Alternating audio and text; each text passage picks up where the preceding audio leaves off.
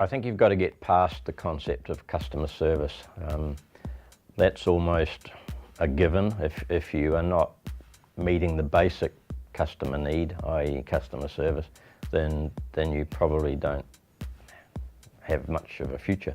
I put myself in the shoes of the people that are upset or having a go at you, and it doesn't happen that often, but you just got to try and listen and see where they're coming from, and you know, sometimes we've got to suck it in and say, look, we didn't quite meet your expectations here, I appreciate that, can you give us another chance? And it's time consuming, but without that, you haven't got a business. If you can't, you know, stand up and honour the service that you're promising and keep on going, you might as well not be there. The quality of service and that you've got to strive to set a standard, and it's a standard that you can achieve. When you're stretched, I've always struggled to say no.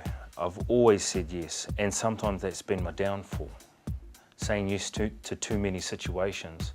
And then what you end up doing is not only dissatisfying the customer that you originally engaged with, but the customers that have rung you to engage your additional services.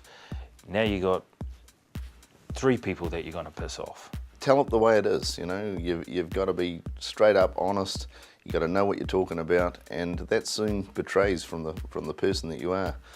People have confidence in what you're telling them. Know what your abilities are, and you need to be able to draw the line, otherwise you're doing a disservice. Yeah.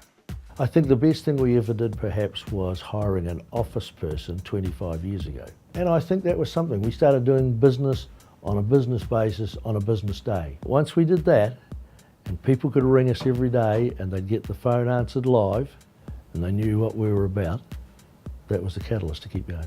Your response time, your ability to be able to pick up the phone and communicate with that person.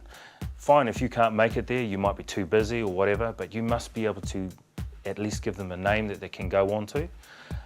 That's service in a way. I suppose we're doing it through a more controlled process. We're not just flitting from one job type to the other.